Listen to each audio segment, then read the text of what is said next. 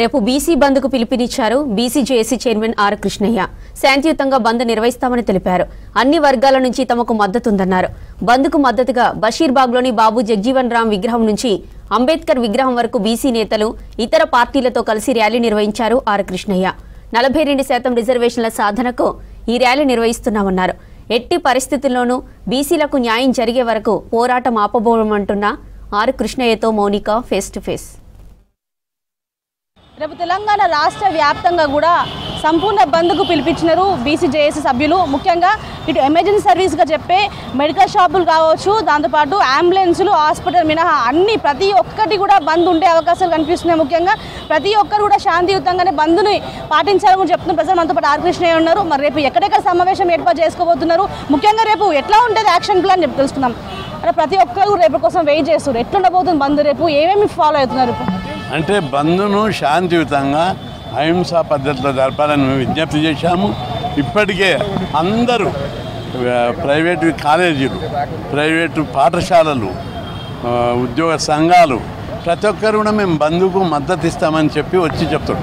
Auto డ్రైవర్ల కాడికేరి, car డ్రైవర్ల కాడికేరి మేము బంద్లో పార్టిసిపేట్ చేస్తాం, మీకు మద్దతు ఇస్తామని చెప్పి తండోపతండాలుగా వచ్చి మద్దతు ప్రకటిస్తారు. దీనికి తోడు అన్ని రాజకీయ పార్టీలు, Congress party, BJP party, Congress party, BRS party, CPI, CPM అన్ని రాజకీయ పార్టీలు అన్కండిషనల్గా మద్దతు ప్రకటించారు. మనం బీసీ జాకును కూడా 136 కుల సంఘాలు, 35 బీసీ సంఘాల ఆధ్వర్యంలో జాక్ నా మీద నమ్మకం పెట్టారు. గతంలో అనేక పోరాటాలు చేసి హాస్టల్ పెట్టించిన, గురుకులాలు పెట్టించిన, ఫీజు రియంబర్స్మెంట్ పెట్టించిన, లోకల్ బాడీ ఫస్ట్ నేనే పెట్టించిన రామారావు తోటి, ఇట్లా అనేక స్టడీ సర్కిల్ పెట్టించాం, ఉద్యోగాలు భర్తీ చేశాం. ఆ నమ్మకంతో పీస్ఫుల్గా చేస్తారని చెప్పి ఈ బంద్ను పీస్ఫుల్గా చేయాలని చెప్పి ప్రభుత్వం నుంచి రేపు బంద్కు సంబంధించి ఎట్లా మద్దతు దొరికింది? ముఖ్యంగా పోలీస్ డిపార్ట్మెంట్తో మీరు ఎలాంటి విషయాలు చర్చించారు రేపు విషయం కోసం? పోలీసు డిపార్ట్మెంట్ సహకరిస్తుందని మేము భావిస్తున్నాం. ఎందుకంటే అన్ని పార్టీలు ముక్త కంఠంతో బంద్కు మద్దతు ఇచ్చాయి. కాబట్టి బంద్ నేచురల్గా ఆటోమేటిక్గా జరిగిపోయినట్టే లెక్క. కానీ ప్రజలు రోడ్డు మీదకి వచ్చి నిరసన చెప్తారు. షాపులు బంద్ చేపిస్తే ఎక్కడన్నా ఏమి అవాంఛనీయ సంఘటనలు ఏమి జరగవు. ఖచ్చితంగా ఈ బంద్కు మద్దతు ఇవ్వాలి, పోలీసు వాళ్ళు కోఆపరేట్ చేయాలి. ఎక్కడ కూడా ఎవరిని గృహ నిర్బంధం లేదా ముందస్తు అరెస్టులు ఎక్కడ కూడా జరగొద్దని చెప్పి డీజీపీ గారికి నేను విజ్ఞప్తి చేస్తున్నా. ఎందుకంటే ఈ బంద్కు అఖిలపక్ష బంద్ ఇది.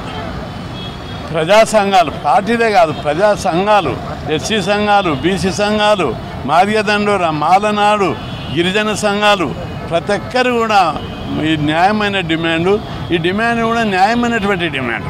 మేము గొంతమ్మ కోరికలు అనేక రోజులు పోరాటాలు చేస్తే మా కోరికను మన్నించి రాష్ట్ర ప్రభుత్వము 42% రిజర్వేషన్లు ప్రకటించింది, జీవో జారీ చేసింది.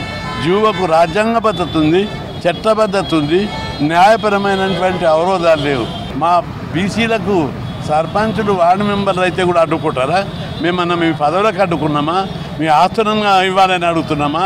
మీ కాలేజీలు ఇవ్వమంటున్నామా? మీ హాస్పిటల్స్ ఇవ్వమంటున్నామా? నీ డబ్బు ఇవ్వమంటున్నామా? మాకు చిన్న పదవులు అధికారం ఇవ్వాలని కోరితే రెడ్డి జాగృతి సోదరులు అడ్డుకోవడం న్యాయం కాదు. అందుకే మాకు ఇచ్చే వరకు ఈ పోరాటం నడుస్తుంది.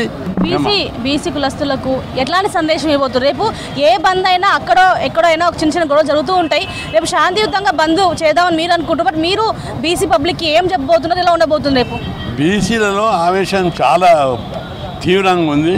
బంద్ సందర్భంగా ఎలాంటి అవాంఛనీయ సంఘటనలు కానీ, దుకాణాల మీద దాడులు చేయడం కానీ, అగ్రకులాల ఇళ్ల మీద దాడులు చేయొద్దు. మనమంతా కలిసిమెలిసి జీవించినాం, అన్నదమ్ముల్లాగా జీవిస్తున్నాం.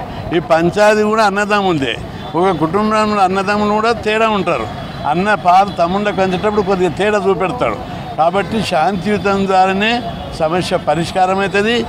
మొత్తానికి అయితే రేపు ఉదయం నుంచి కూడా రాష్ట్ర వ్యాప్తంగా పల్లెల్లోనే కాదు, పట్టణంలోనే కాదు, పల్లెల్లో కూడా ఈ బంద్ కొనసాగుతూ ఉంది. ముఖ్యంగా ఎవరు కూడా ఎక్కడ కూడా ఆవేశం పడొద్దు, అందరూ శాంతియుతంగానే బంద్లో పాల్గొనాలని చెప్పిన పరిస్థితి కనిపిస్తుంది. ఇటు చట్టసభల్లో వాళ్ళకి న్యాయం జరిగేంత వరకు ఇలాంటి బంద్లు కానీ, ర్యాలీలు కానీ ఆపమని, వాళ్ళకి న్యాయం జరిగే వరకు కూడా పోరాటం ఆపమని కూడా ఆర్ కృష్ణ చెప్తున్నారు. కెంపర్సన్ సైదులతో మౌనిక, 6 న్యూస్, హైదరాబాద్.